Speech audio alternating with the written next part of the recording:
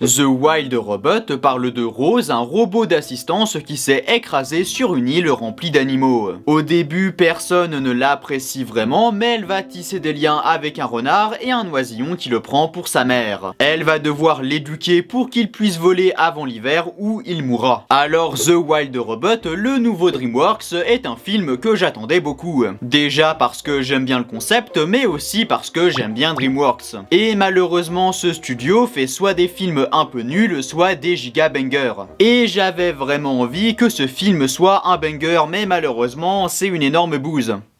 Évidemment que non, c'est l'un des meilleurs films d'animation de l'année. Et je vais donner mon avis sur pourquoi, selon moi, c'est un grand film d'animation. Alors premièrement, le film est beau visuellement. Déjà, je trouve le cel shading magnifique, en plus il y a un côté un peu pastel vraiment joli. C'est une direction artistique que j'aime beaucoup, on dirait vraiment que c'est une peinture qui a été animée. En plus, il y a de très beaux plans avec de beaux paysages de forêt, de montagnes, etc. Mais l'histoire aussi est très belle. Bon alors là, je vais devoir spoiler, donc passez au chapitre suivant si vous voulez. Alors c'est un film qui parle principalement de l'amour et du fait qu'on a besoin d'amour pour être heureux. Par exemple, le renard Escobar, au début du film il n'est aimé par personne, mais il n'est pas vraiment affecté par ça. Sauf que en rencontrant Rose, il se rend compte qu'il a besoin d'amour, c'est ce qui lui manquait et il a envie d'être avec elle. Je dis pas qu'il veut se mettre en couple avec elle, hein. Les scénaristes de fanfiction, vous vous arrêtez tout de suite. Je rigole évidemment, écrivez ce que vous voulez. Et l'oisillon Joli Bec a un peu la même évolution. À un moment dans le film, il se dispute avec Rose, sa mère, avant de partir pour sa migration, et il lui dit « tu n'es pas ma mère parce qu'on n'est pas de la même espèce » ou un truc dans le genre. Sauf que durant sa migration, il se rend compte qu'il regrette d'avoir dit ça, et même si Rose n'est pas vraiment sa mère, il se rend compte qu'il l'aime quand même. Mais il y a aussi Rose qui a une évolution similaire. Vu que au début, elle ne ressent rien, elle cherche uniquement à trouver une mission, mais c'est en éduquant Joli Bec qu'elle commence à l'aimer. Ce qui nous donne une scène assez émouvante où elle demande au renard comment est-ce que tu sais si tu aimes quelqu'un. Mais il y a beaucoup d'autres scènes très émouvantes. En plus, ils ont réussi à me faire ressentir de la tristesse pour un robot dont on ne voit pas les émotions sur le visage. Donc on comprend ses émotions déjà avec le dialogue, ou alors par exemple, il y a une scène où elle est un peu cassée et on comprend qu'elle souffre. Mais le film parle aussi de ces trois personnages qui veulent s'intégrer dans un monde hostile qui les rejette. Les trois personnages sont rejetés par la majorité des autres animaux. Mais ils leur font comprendre que la gentillesse et l'entraide, ben c'est mieux pour survivre au final. Alors oui, tout ce que je viens de décrire, on peut trouver ça un peu naïf et basique. Mais déjà, le but du film c'est d'être émouvant, donc mieux vaut une histoire simple pour que le spectateur comprenne ce que ressentent les personnages. Et faut pas oublier que c'est un film principalement destiné aux enfants, donc oui, les messages sont un peu naïfs, mais ce sont de bons messages pour les enfants. Et pour qu'ils les comprennent, mieux vaut une histoire simple, compréhensible par un enfant. Mais pas trop non plus pour que des personnes plus âgées puissent apprécier aussi le film. Et c'est exactement ce que The Wild Robot fait vu qu'il parle de thématiques qui touchent tout le monde comme le vivre ensemble ou les relations mère-fils. Et donc des enfants, des ados et des adultes peuvent être touchés par le film. Autrement, les personnages sont très attachants. Mon préféré c'est le renard Escobar, il est drôle, manipulateur mais avec une vraie sensibilité au fond de lui.